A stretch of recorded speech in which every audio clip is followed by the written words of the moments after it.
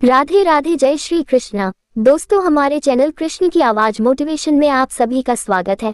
मित्रों, आपने अक्सर देखा और सुना होगा कि कुछ स्त्रियों को अपना पति अच्छा नहीं लगता और दूसरा पुरुष अच्छा लगता है। वही कुछ पुरुषों को अपनी पत्नी अच्छी नहीं लगती और दूसरे की स्त्री अच्छी लगती है। साथ ही आपने देखा और सुना होगा कुछ लोग बहुत ही मेहनत करते हैं फिर भी वह गरीब रहते हैं, उनकी गरीबी कभी दूर नहीं होती। वहीं कुछ गरीब लोग बहुत कम समय में धनवान हो जाते हैं और उनकी गरीबी हमेशा के लिए मिट जाती है।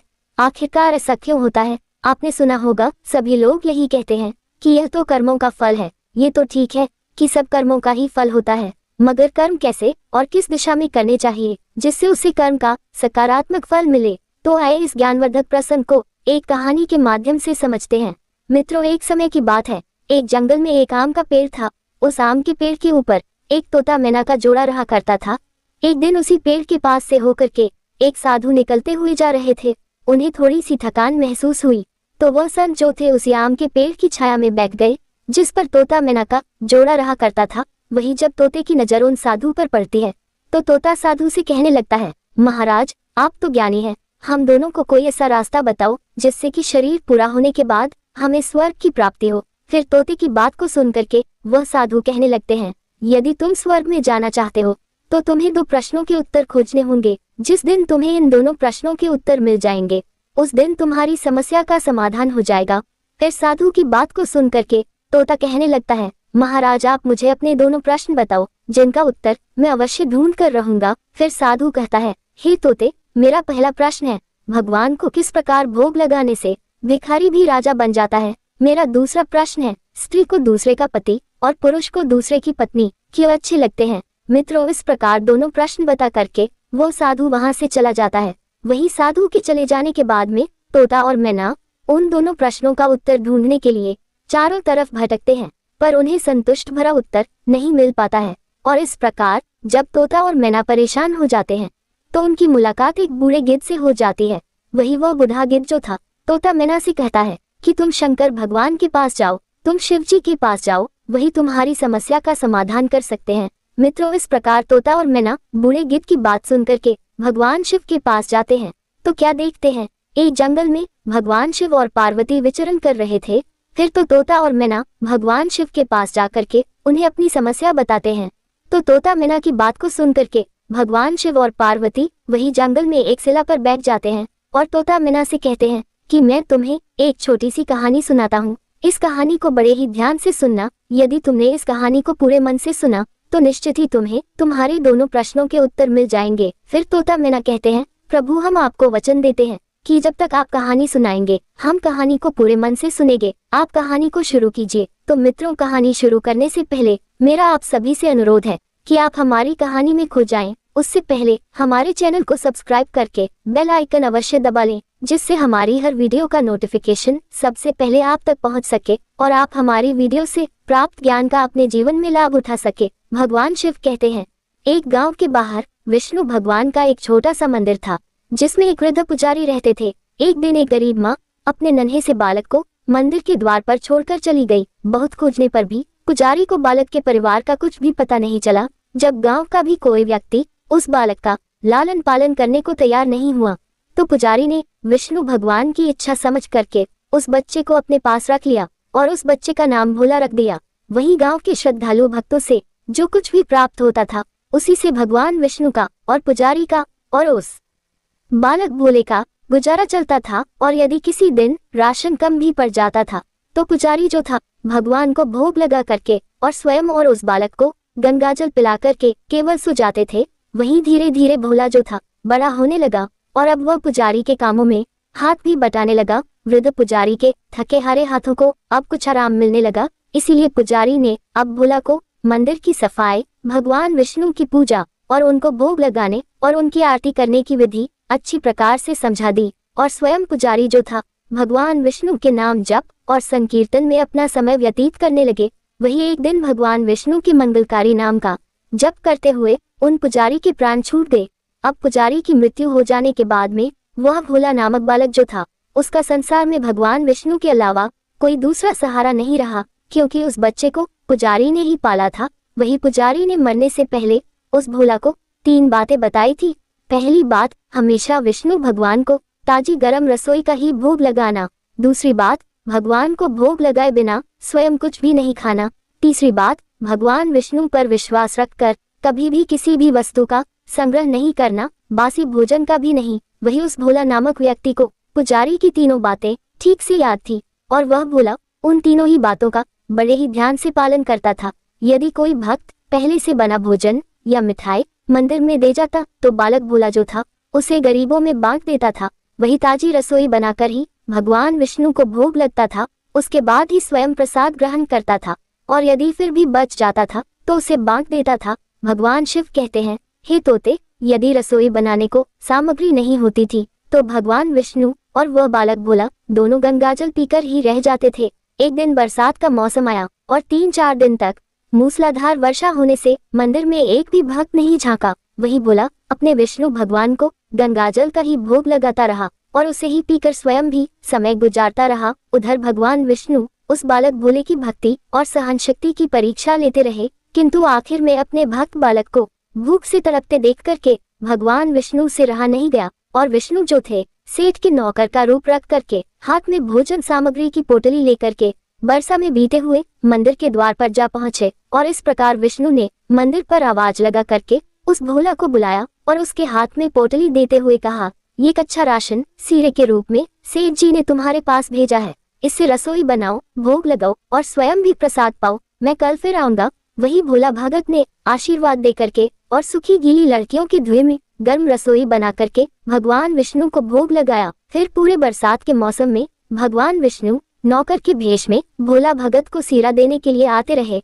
और स्वयं भी गर्मा गर्म रसोई का भोग पाते रहे। भगवान शिव कहते हैं, हे तोते, एक दिन भोला भगत ने सोचा कि सेठ जी को सीरा भेजते हुए 4 महीने हो चले हैं, किंतु पर स्वयं कभी भी मंदिर में भगवान विष्णु का प्रसाद ग्रहण करने नहीं आए। फिर अगले दिन भगवान विष्णु नौकर की भेष में जब सीरे की पोटली देने आए तो भोला भगत ने उनसे कहा, अरे भाई, तुम्हारे सेठ जी इतने बड़े धर्मात्मा हैं कि रोजाना तुम्हारे हाथों से सीरा भिजवा देते और कभी भी स्वयं मंदिर में प्रसाद लेने के लिए नहीं आते। इस कारण से मेरा हृदय अत्यंत दुखी हो रहा है। तुम अपने सेठ जी से कहना कि कल वह भी मंदिर में प्रसाद ग्रहण करने के लिए आवश्यक पधारें। वही भोला भगत की बात को सुन करके भगवान विष्णु चौंक कर घबरा उठे और बोले, अरे पुजारी जी, सेठ जी मेरे द्वारा आपको सीरा भेजते हैं, आप इससे भगवान को भी भोग लगा लेते हैं और स्वयं भी प्रसाद पाते हैं, फिर सेठ जी को बीच में बुलाने की क्या जरूरत है? जैसा चल रहा है वैसा ही चलने दीजिए। भगवान शिव कहते हैं, हे तोते, फिर वह भोला कहने लगा, ऐसे कैसे चलने दूं? आपके धर्मात्मा सेठ जी इतने दिनों से सीरा भेज रहे हैं, क्या मैं उन्हें भगवान का प्रसाद देने का अपना कर्तव्य भी पूरा न करूं? मैं किसी का उधार खाने वाला नहीं हूं। अपने सेठ जी से कह देना, यदि कल वह भगवान विष्णु का प्रसाद ग्रहण करने के लिए नहीं आए तो मैं उनका सीरा लेना बंद कर दूंगा। फिर तो नौकर बने विष्णु भगवान अपने भोला भगत की अकड़ को देख करके एकदम से कांप उठे और यह सोच करके मन ही मन में हंसे कि वाह बेटा, आज तो लेने वाला ही देने वाले पर धौंस दिखा रहा है।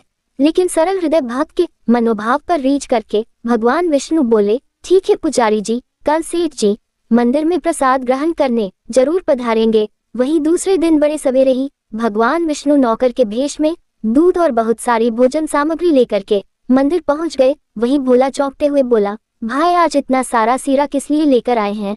तो नौकर बने विष्णु भगवान बोले, पुजारी जी क्या भूल गए, आज आपने सेठ जी को प्रसाद के लिए बुलाया है, इसलिए आप शक्कर की रसोई बनाए और विष्णु भगवान को भोग लगाए। वही नौकर बने विष्णु भगवान कहने लगे, हे भोला भगत, ये तो बता दीजिए कि सेठ जी को किस समय आना है? तो भोला ने प्रसन्न होकर के नौकर बने विष्णु भगवान को सेठ के आने का समय बता दिया। अब उधर तो भोला भगत रसोई तैयार करता है और इधर भगवान विष्णु जो थे अपने भोला भगत की इच्छा पूरी करने के लिए सेठ का रूप धारण करने लगते हैं। इधर अपने स्वामी को एक प्यारे भक्त के यहाँ पर जिमने जाने का समाचार सुन करके माता लक्ष्मी भी भला कैसे पीछे रहती, वह भी विष्णु भगवान की आज्ञा को पाकर के सेठानी का रूप धारण करने में जुट गई। वही विष्णु भगवान ने एक मखमल का सुंदर कुर्ता धारण किया और ऊपर से एक सुंदर रंग बिरंगी पगड़ी बांध ली और अपने पैरों में रेशमी जूतियां धारण कर ली। और इधर लक्ष्मी ने अपने पतिदेव के नगर में बनी हुई सुंदर बनारसी साड़ी निकालकर पहनी, जिसका रंग सेठ बने विष्णु के कुर्ते से मेल खा रहा था। लक्ष्मी ने सोने चांदी हीरे के जगमगाते हुए आभूषण धारण कर लिए, पैरों में सुंदर सैंडल पहन ली इधर लक्ष्मी और विष्णु ने जब एक दूसरे को सेठ सेठानी के भेष में देखा तो वह चकित होकर एक दूसरे को निहारते ही रह गए, क्योंकि दोनों एक दूसरे को देख देख करके निहाल हुए जा रहे थे। इससे पहले उन्होंने कभी एक दूसरे का ऐसा सुंदर रूप नहीं देखा था। भगवान शिव कहते हैं, हे तोते, जब भगवान विष्णु और लक्ष्मी सेठ सेठानी का रूप धारण करके अपने भक्त के यहाँ दावत उड़ाने चले तो ऋषि मुनि, देवता, देवांगनाएं आदि भी उन्हें देख कर के ठगे से रह गए। वहीं सेठ बने भगवान विष्णु अपने हाथ में ली हुई छड़ी को अदा से घुमाते हुए पृथ्वी पर टेकते हुए चल रहे थे और उनके पीछे पीछे बगल में पस दबाएं अपनी सैंडल से टिकटक और पायलों की छन छन की मधुर ध्वनि करती हुई लक्ष्मी माँ सेठानी बनी हुई चली जा रही थी। इधर भोला भगत आज सुबह से ही सेठ जी के स्वागत में भांति भांति के पकवान बनाने में जुटा था। अपने भगवान विष्णु का भोग तो वह चलते फिरते बना लेता था, किंतु आज उससे कई महीनों से भगवान को भोग लगाने के लिए सीरा भेजने वाले सेठ को भगवत प्रसाद देना था। इसलिए उस भोला भगत ने रसोई बनाने में अपनी सारी पाक कला झोंक डाली थी, जिससे जो भी व्यंजन बने वो सुंदर और स्वादिष्ट हो। वही सेठ जी के द्वारा भेजे हुए चावल धो करके भोला भगत ने खीर बनाए, उसे धीमी आंच पर पका करके गाढ़ा किया और उसमें सेठ जी के द्वारा भेजे हुए पिस्ते, बादाम, केसर, चिलगोजे और किशमिश डाले। वहीं मिर्च और अदरक को कूट करके उसे बाजरा, बेसन और गेहूं के आटे में भर भर करके मोटे मोटे टिक्कर बनाए। रसोई बना करके भोला भक्त पुनः स्नान करने चला गया ताकि स्वच्छ वस्त्र पहन करके भगवान विष्णु को भोग लगा सके और उसके बाद में सेठ जी को उनका प्रसाद पवा सके। भगवान शिव कहते हैं, हे तोते, जब भोला भगत स्नान करके लौटा तो क्या देखा, सेठ जी प्रसाद ग्रहण करने के लिए स्वयं तो आए ही है, संग में अपनी सेठानी को भी लाए हैं। वही भोले ने झट दोनों से राम राम की, उन्हें आसान देकर बिठाया और बोला, मैं अभी भगवान विष्णु को भोग लगा कर आता हूँ, फिर आपको प्रसाद परोसूंगा। वही भावना के भूखे भगवान विष्णु से भूख सहन नहीं हो पा रही थी, इसलिए वह बोले, पुजारी एक काम करो, भगवान को जल्दी से भोग लगाए, मुझसे भूख सहन नहीं होती है। फिर तो सेठ बने विष्णु की बात को सुन करके भोला भगत बोला, देखो सेठ जी, भूख तो मुझे भी बड़े जोर से लग रही है, किंतु मैं अपनी भूख के कारण भगवान को भोग लगाना नहीं भूलता। यदि दुनिया के सारे लोग इसी तरह के लिए भगवान को भोग लगाना भूल जाएं, तो भगवान तो भूखों मर जाएंगे। वही सेठ बने विष्णु भगवान एक पत्तल उठाते हुए बोले, पुजारी जी आप भोग लगाए, इधर मैं पत्तल परोस लेता हूँ, मुझे भूख सहन नहीं हो पा रही है। फिर तो भोला भगत जो था सेठ बने विष्णु भगवान को डांटते हुए बोला, सेठ जी, भगवान के काम में न तो जल्दीबाजी चलती है और न ही कंजूसी चलती है, इसलिए चुपचाप इंतजार करो, मैं जब तक भगवान विष्णु को भोग नहीं लगा देता आप रसोई के पास भी नहीं भटक सकते। चुपचाप इधर बैठ जाएं और ओम नमो भगवते वासुदेवाय का जाप करते रहिए, मैं अभी आता हूँ, फिर आपको पेट भरकर भोजन कराता हूँ। वही सेठ बने भगवान विष्णु डांट खा करके चुपचाप अपने आसन पर बैठ गए। वही सेठानी बनी लक्ष्मी जी उनकी ये दशा देख करके बड़ी मुश्किल से अपनी हंसी रोक पाए, लेकिन जैसे ही भोला भगत पत्तल में सामग्री लेकर भगवान को भोग लगाने मंदिर में गया, इधर विष्णु लक्ष्मी जी को मौन रहने का संकेत करते हुए चुपके चुपके पैर रखते हुए रसोई में पहुंच गए और उन्होंने एक एक व्यंजन उठा करके चखना शुरू कर दिया। वही विष्णु भगवान तो प्रसाद को चखते ही भौचक के रह गए, क्योंकि खीर में चीनी की जगह नमक भरा हुआ था और सब्जियों में चीनी भरी हुई थी। वही जैसे ही भगवान विष्णु ने रोटी का एक कोरा तोड़ करके मुंह में दिया तो वह सीसी करने लगे, क्योंकि रोटी में मिर्च ही मिर्च भरी हुई थी। वही विष्णु भगवान सीसी करते हुए उल्टे पैर भाग गए और अपने आसन पर जा बैठे। वही लक्ष्मी जी जो थी अपने स्वामी की ऐसी हालत देख करके खिलखिला करके हंस पड़ी। इससे पहले भगवान विष्णु लक्ष्मी के सामने कुछ सफाई दे पाते, भोला भगत ओम नमो भगवते वासुदेवाय मंत्र का जाप करते हुए रसोई में आ पहुंचा और उसने भोग को रसोई में मिला करके उसे पवित्र बना डाला और फिर सेठ जी के सामने पत्तल परोसकर हाथ जोड़कर बोला, सेठ जी, मैंने भगवान विष्णु को भोग लगा दिया है, अब आप भी जी भरकर प्रसाद पाए। वही विष्णु तो अभी अभी भक्त की शक्ति से भी जोरदार उसके हाथ की बनी हुई रसोई चख चुके थे, अतः उससे जिमने की बात सुनकर के उनके पसीने छूटने लगे। कभी भगवान विष्णु भोला भगत का तो लक्ष्मी का मुख देखने लगते। वही भोला भगत को सेठ जी की ढील बर्दाश्त नहीं होती है और वह कहता है, सेठ जी, अब क्या हो गया आपको, अभी अभी तो आप इतने उतावले हो रहे थे, आपको बहुत तेज भूख लग रही थी, पर अब आप खाने में इतनी देरी क्यों कर रहे हैं, आप जल्दी से प्रसाद ग्रहण करो, तभी तो माताजी भी प्रसाद ग्रहण करेगी और उसके बाद में फिर मैं प्रसाद पाऊंगा। वही भोला भगत की ललकार को सुन करके विष्णु भगवान ने चुपचाप खीर का कुल्हड़ उठाया और सारी नमकीन खीर गट गट पी गए। कुल्हड़ खाली होने की देर थी कि भोला ने उसे झट से भर दिया।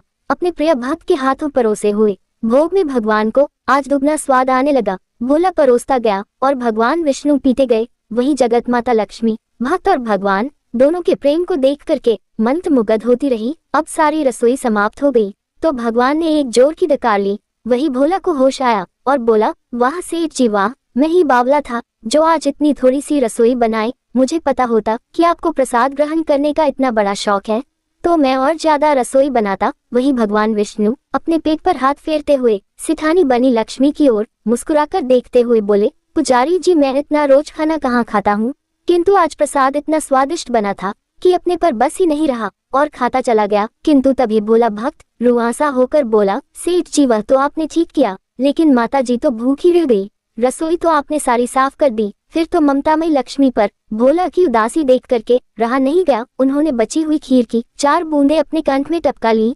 वही विष्णु भगवान द्वारा भोग लगाने से प्रसाद में अद्भुत अलौकिक स्वाद भर गया था। ऐसी सुगंधित और मीठी खीर चख करके जगत जननी आखन तृप्त हो गई और उनके तृप्त होते ही सृष्टि का प्रत्येक प्राणी तृप्त हो गया। फिर भोला भगत बोला, सेठ जी आपने और माता जी ने प्रसाद ग्रहण कर लिया, इससे मुझे अत्यंत संतोष हुआ है। समझ लीजिए आप दोनों द्वारा प्रसाद ग्रहण करने से मेरा पेट भर गया। मेरी तो वैसे भी महीने में 4 एकादशी हो जाती है, किंतु मैं भी एक दाना ले ही लेता हूँ जिससे कि विष्णु भगवान के प्रसाद का अनादर न हो। और ऐसा कहकर के भोला भगत ने खीर के पात्र में लगा हुआ एक चावल का दाना उठा करके अपने कंठ में डाल लिया। वही चावल के एक दाने से ही उस भोला भगत की जन्म जन्मांतर की भूख प्यास मिट गई और समस्त वासनाओं और इच्छाओं की तृप्ति हो गई। भगवान शिव कहते हैं, हे तोते वही उसके ज्ञान के नेत्र खुल गए और उसने क्या देखा कि उसके सामने यानी भोला भगत के सामने भगवान विष्णु और जगत जननी लक्ष्मी जी आशीर्वाद की मुद्रा में मुस्कुराते हुए खड़े हैं। फिर तो भगवान विष्णु और लक्ष्मी का असली रूप देख करके भोला भगत जो था दौड़ करके उनके चरणों में लौट गया। वही भगवान विष्णु ने भोला भगत को अपने हाथों से उठा करके अपने सीने से लगा लिया और कहा, बेटा बताओ तुम्हें क्या चाहिए। मैं तुम्हारी भक्ति से बहुत ही प्रसन्न हूँ। जो इस प्रकार से भगवान को भोग लगाते हैं, सच्ची निष्ठा के साथ में उन पर आस्था रखते हैं, उनके जन्म जन्मांतर के पाप दूर हो जाते हैं और उनकी गरीबी हमेशा के लिए दूर हो जाती है। वही भोला भगत कहने लगा, प्रभु मुझे कुछ नहीं चाहिए, केवल आपका प्यार चाहिए। वही भगवान विष्णु कहते हैं, नहीं भोला तुमने अब तक गरीबी देखी है, मैं तुम्हें वरदान देता हूँ कि तुम इस राज्य के राजा बना करके आज से सुख भोगोगे और शरीर पूरा होने के बाद में तुम्हें स्वर्ग की प्राप्ति होगी। और फिर ऐसा कह करके भगवान विष्णु और लक्ष्मी अंतर ध्यान हो जाते हैं। वही गरीब भला जो था भगवान को नित्य नियम से भोग लगा करके स्वयं भोजन करता था, जिसका उसे फल मिला कि वह भिखारी से राजा बना। भगवान शिव कहते हैं, हे तोते उसी विष्णु भगवान के मंदिर के पास में एक किसान अपनी पत्नी के साथ में एक झोपड़ी बना करके रहता था और मंदिर में जो भी स्त्री या पुरुष पूजा के लिए आते जाते थे, वह किसान मंदिर पर आने वाली स्त्रियों को घूर घूर कर देखता रहता था और अपनी दृष्टि गलत रखता था। वही उस किसान की पत्नी मंदिर पर आने वाले पुरुषों को घूर घूर कर देखती रहती थी। अब समय इस प्रकार से धीरे धीरे गुजरता गया। एक दिन एक ठग कहीं से घूमता हुआ उस किसान की झोपड़ी से होकर गुजरा तो किसान की पत्नी की नजर उस ठग पर पड़ गई। वही ठग जो था दिखने में किसान से ज्यादा हष्ट पुष्ट था। फिर तो देखते ही देखते वह किसान की पत्नी उस ठग को अपना दिल दे बैठी। वही मौका पाकर के किसान की पत्नी ने उस ठग से कहा, मैं तुम्हें बहुत पसंद करने लगी हूँ, तुम मुझे अपने साथ ले चलो। भगवान शिव कहते हैं, हे तोते फिर उस किसान की पत्नी की बात सुन करके वह ठग राजी हो गया और किसान की पत्नी से कहा, तुम्हें घर में जितना भी धन माल मिले चुपचाप निकल कर ले आओ, फिर हम दोनों यहाँ से कहीं दूर चल के सुख का जीवन जिएंगे। वही वह किसकी पत्नी घर में घुसती है और जितना भी धन माल चुरा सकती थी उतना लेकर के उस ठग के पास आ जाती है और फिर वह ठग उस किसान की पत्नी को लेकर के गांव से दूर निकल जाता है। वही थोड़ी देर के बाद में एक ठगनी उसी किसान की झोपड़ी से होकर गुजरती है। फिर उस किसान की नजर उस ठगनी पर पड़ती है। वही ठगनी किसान की पत्नी से बहुत ज्यादा सुंदर थी, इसलिए किसान उस ठगनी को अपना दिल दे बैठता है और मौका पाकर के उस ठगनी से कहता है, मैंने तुम्हें जब से देखा है मुझे कुछ भी अच्छा नहीं लग रहा है, मैं तुमसे प्यार करने लगा हूँ। फिर ठगनी ने कहा, तो क्या चाहते हो? फिर किसान ने कहा, हम तुम कहीं दूर चल के एक साथ सुखपूर्वक रहेंगे। भगवान शिव कहते हैं, हे तोते इस प्रकार उस किसान की बात सुन करके वह ठगनी तैयार हो गई। फिर वो किसान जो भी धन माल उसके पास था वह सबको लेकर के उस ठगनी के साथ में गांव से दूर निकल जाता है। वहीं कुछ समय चलने के बाद में वह किसान की पत्नी और वो ठग, इधर वह किसान और वह ठगनी, इन सभी को चलते चलते एक नदी मिल जाती है। वहीं नदी के एक स्थान पर वो किसान की पत्नी और ठग बैठ जाते हैं और नदी के दूसरे दूर स्थान पर वह किसान और ठगनी बैठ जाते हैं। वहीं ना तो किसान को अपनी पत्नी के बारे में पता है कि वो ठग के साथ चली गई है, न ही किसान की पत्नी को किसान के बारे में पता है कि वो ठगनी के साथ चला गया है। भगवान शिव कहते हैं, हे तोते, नदी पर पहुंचने के बाद में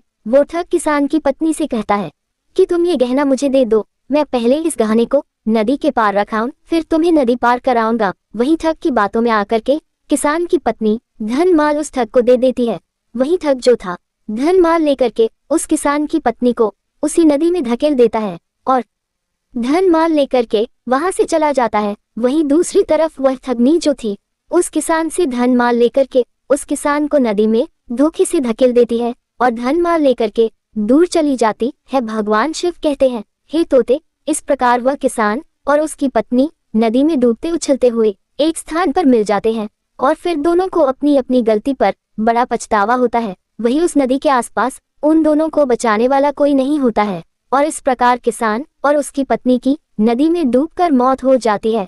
अंत में भगवान शिव कहते हैं, हे तोते, जो अपने का नहीं हुआ वो किसी और का नहीं हो सकता है।